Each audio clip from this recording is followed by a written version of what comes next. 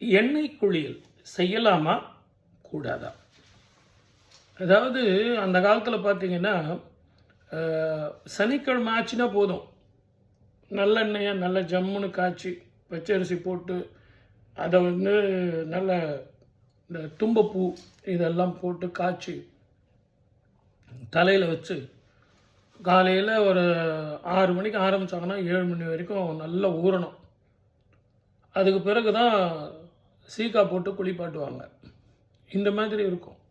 அந்த எண்ணெய் குளியல் பண்ணுற நாளில் வந்து உங்களுக்கு நல்ல உணவு, சத்தான உணவு, சாத்வீகமான உணவு, நல்ல அற்புதமான உணவு, உடம்பெல்லாம் நல்ல ஜம்முன்னு இருக்கும். ஒரு 2-3 நாளைக்கு பார்த்திங்கன்னா யூரின்லாம் ரொம்ப மஞ்சளாக போகும், உடம்புல இருக்கிற சூடெல்லாம் போயிடும். அதே மாதிரி இந்த ஸ்கின் சம்மந்தமான பிரச்சனைகள் அப்போல்லாம் ரொம்ப இருக்காது.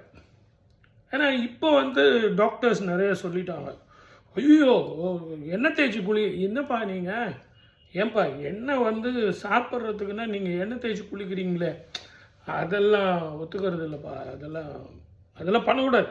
அதெல்லாம் பண்ணிங்கனாலே உங்களுக்கு சைடு எஃபெக்ட் வரும், நெஞ்சில் சளி கட்டும், நெஞ்சில் வந்து இன்ஃபெக்ஷன்ஸு இதெல்லாம் வரும், அப்படி இப்படின்னு ஏதோ சொன்னாங்க. சரி, ஓகே, நம்மளை பொறுத்த வரைக்கும் ஆரோக்கியமாக வாழ்வது எப்படி, அது விஞ்ஞான ரீதியாக இருந்தாலும் சரி, ஆன்மீக ரீதியாக இருந்தாலும் சரி, என்னோ ஒன்றுப்பா சந்தோஷமாக நல்லா இருந்தால் போதும், டாக்டர் செலவு இல்லாமல் மருந்து சாப்பிடாம இருந்தால் போதும் அப்படின்னு சொன்னாங்க. ஆனால் இந்தியாவினுடைய பரம ரகசியம் வந்து சித்தர்கள், யோகிகள், ஞானிகள், குருமார்கள் இவங்கெல்லாம் என்ன பண்ணாங்கன்னு கேட்டிங்கன்னா, மருந்து மூலிகைகளை வந்து ஒன்று கூட்டி எதோட சேர்ந்தால் அதனுடைய பலன் எப்படி கிடைக்கும் அப்படின்னு ஆயுர்வேதிக்கில் சில மருந்து மூலிகளை வச்சே இந்த நெத்தியில், தலையில், உடல் முழுவதுமே ஊற வச்சு அந்த மருத்துவ குணம் கொண்ட அந்த எண்ணெயினால் உங்கள் உடல் ஆரோக்கியத்தை கொடுத்தாங்க.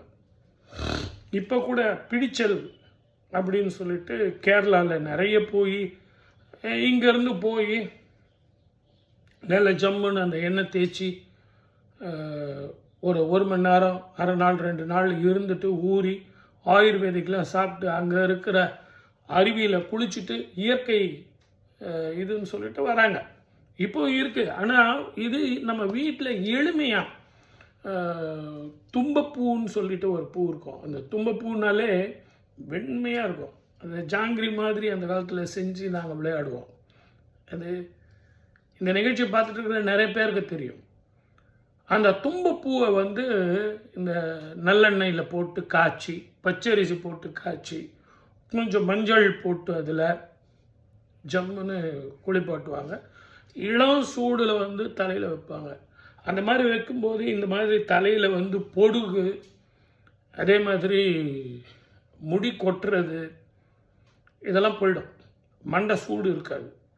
அன்றைக்கெல்லாம் நாங்கள் சினிமாவுக்கு போயிட்டு வந்தோம்னு வச்சிங்களேன், நிச்சயமாக மறுநாள் எண்ணெய் தேய்ச்சி குளிச்சே ஆகிறோம். நீங்கள் சினிமாவுக்கு போயிட்டு வந்து எண்ணெய் தேய்ச்சி குளிக்க முடியாதுன்னெலாம் சொல்ல முடியாது. அதுக்கப்புறம் காலங்கள் மாறும்போது டிவியில் நாங்கள் வந்து ஒரு மணி நேரம் உட்காந்துருந்தோம்னா மறுநாள் வந்து கண்டிப்பாக வந்து எண்ணெய் தேய்ச்சி குளியல் தான், உடம்பு சூடாயிடுச்சு அப்படின்னு அவங்க பெரியவங்க சொல்லுவாங்க.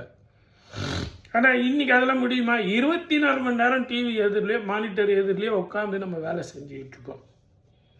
உடம்பு ஃபுல்லாக சூடு ஏறி போகுது. அப்போ உடல் சூடை போக்குறதுக்கு நம்ம அந்த நல்லெண்ணெயை உபயோகப்படுத்தினாங்க. பொதுவாகவே இந்தியா மாதிரி சூடான பிரதேசம், இங்கே வந்து நம்ம என்ன பண்ணோம், அந்த உடல் சூடை போக்குறதுக்காக நல்லெண்ணெயை தடவி நம்ம கொஞ்ச நேரம் ஊறிட்டு பிறகு நம்ம வந்து மூலிகை தைலங்கள்லாம் போட்டு குளித்தோம். அதே மாதிரி சீக்கா மட்டும்தான் நம்ம போட்டோம். இந்த சீக்கா போடும்போது இந்த காவால் போகுது இல்லைங்களா, இந்த காவாலெலாம் போயிட்டு வெளியே போய் சேர்ந்ததுன்னா கூட அது ஒரு டாக்ஸிக் எதிர்ப்பாக இருந்தது. இன்றைக்கி நீங்கள் கெமிக்கலுடைய உபயோகம்லாம் நீங்கள் பண்ணிக்கிட்டு இருக்கீங்க. நோ டவுட், இதெல்லாம் நீங்கள் வெளியே போகும்போது அதனுடைய பாதிப்பு வேறு மாதிரி இருக்குது அப்படின்னு சொல்கிறாங்க ஆராய்ச்சியில். அப்போது இதனுடைய பாதிப்பு வேறு, அது இயற்கையிலேயே இருந்ததுனால அதனுடைய பாதிப்பு வேறு. கால்வாய்களில் இருந்து வரக்கூடிய கிருமிகள், புழு பூச்சிகள், கொசுக்கள் இந்த புழுக்கள்னால் வரக்கூடிய வியாதிகள், இந்த காவால இருந்து வரக்கூடிய அசுத்த நாற்றங்கள், இதெல்லாம் மனிதனுக்கு ரொம்ப பிரச்சனையை கொடுத்தது அப்படின்னு பெரியவங்க இப்போ சொல்கிறாங்க. ஆக இந்த பண்டை நாட்டில் வந்து நம்ம தமிழ்நாட்டை பொறுத்த வரைக்கும், இந்தியாவை பொறுத்த வரைக்கும் சனிக்கிழமையில் சனி நீராடு அப்படின்னு பெரியவங்க சொல்லியிருக்காங்க. சனிக்கிழமை நீராடு, அதுலேயும் எண்ணெய் தேய்ச்சி தலை முழுவ அப்படின்னு பெரியவங்க சொல்லியிருக்காங்க. வாணியனுக்கு கொடு அப்படின்னு சொல்லியிருக்காங்க. அந்த பணத்தை வந்து எண்ணெய் விற்கிறார் பாருங்க, வாணியன்னா வியாபாரி, அவங்களுக்கு அந்த பணத்தை கொடுப்பா. நீங்கள் டாக்டர் விட்டு கொட்டி கொடுக்குற பணத்தை அந்த வியாபாரிக்கு கொடு. நல்ல அருமையான எள்ளில் எடுத்த நல்லெண்ணெயை வந்து உபயோகிப்பாங்க. சில பேர் இன்னொரு எண்ணெயெல்லாம் உபயோகிப்பாங்க. ஆனால் அந்த எண்ணெயெல்லாம் வந்து அவங்களுடைய உடல் ஆரோக்கியத்துக்கும், அவங்க உடல் ஆரோக்கியத்தில் உண்டான வியாதிகளுக்கும் உண்டானது.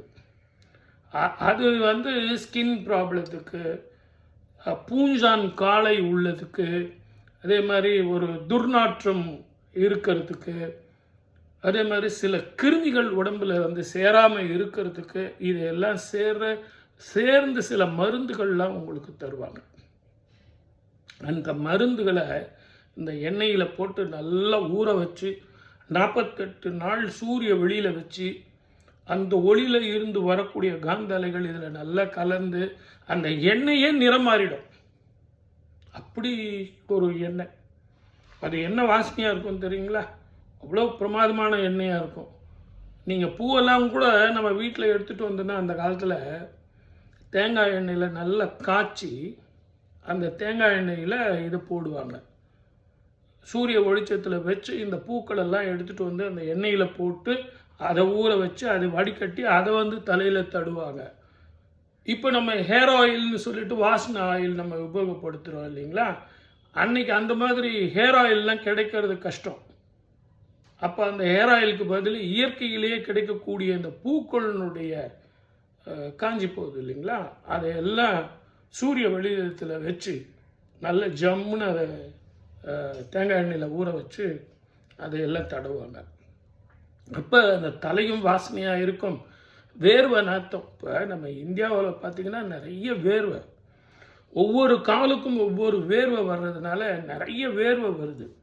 அந்த வேர்வையினால் வியாதிகள் அதிகமாக இருக்குது.